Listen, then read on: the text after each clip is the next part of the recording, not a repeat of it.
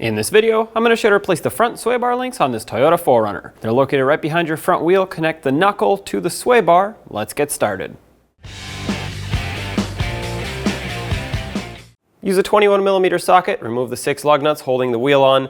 In some cases, this center cap may be in your way. You can remove it if you want to, or if you have a socket that fits in there, go ahead and use that.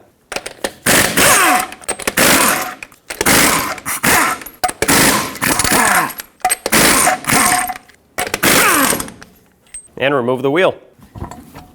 With the wheel off, we have access to our sway bar link, and this is the top mounting nut right here with the stud that goes through the knuckle. This is a 17mm size nut. We're gonna have to remove this now. This one is quite rusty, and to be fair, most of them will be. And what happens in those situations is it starts spinning the entire stud all the way through instead of unthreading the nut. I'll show you how to get past that, but for now, let's at least break it free. Like I said, 17mm socket. I'm going to use some locking pliers right on this little sleeve there. That's going to hold this from spinning so we can continue unthreading this mounting nut. Just make sure you lock these on nice and tight, just like that. And just to help it along a little bit, I'm going to apply a little bit of heat. This is optional. In my case, I found that it is needed, but you don't have to.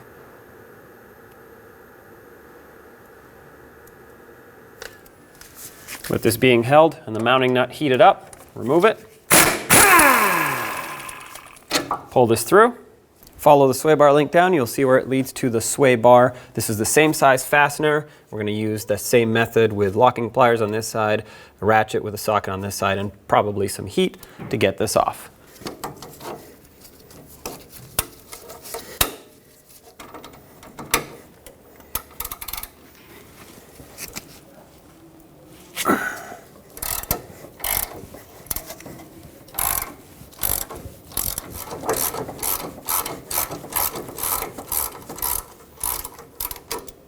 Take that off, and there's your sway bar link.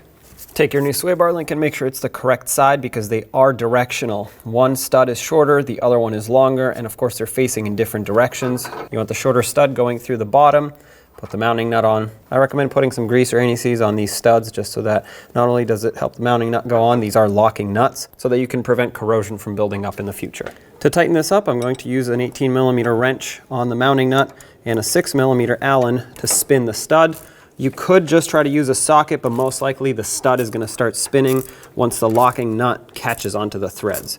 So this way you avoid that. And just as a tip, if you are spinning the stud, put your ratchet to reverse as if you're trying to loosen because the threads go in that direction in order to tighten it. Okay, that's bottomed out right there. Snug it up with the wrench while I hold the stud.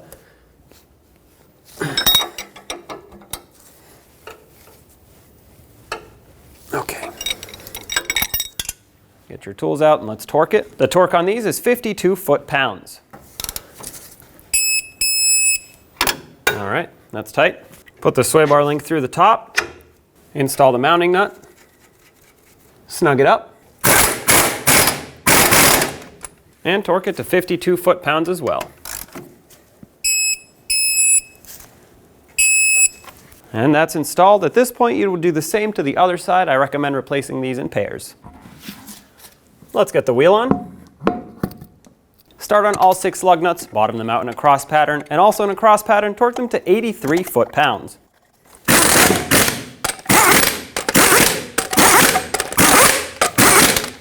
"83 foot-pounds in a cross pattern, here we go.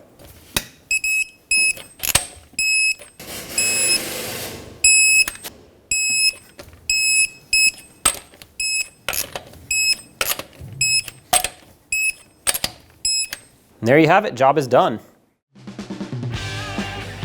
When only the best will do, demand TRQ.